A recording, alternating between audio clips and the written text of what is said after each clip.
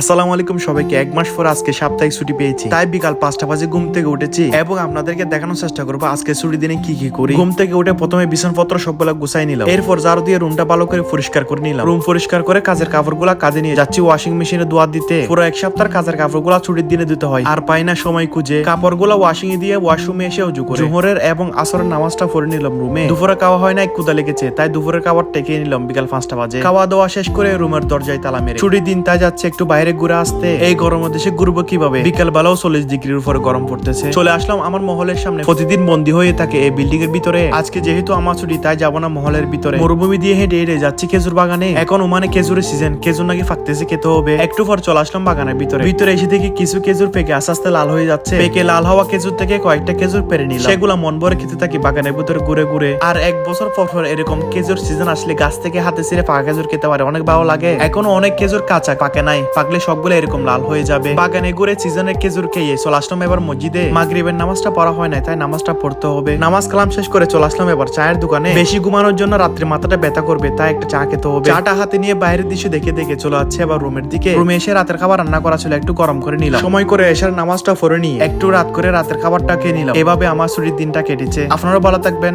আল্লাহ হাফেজ, সাবস্ক্রাইব।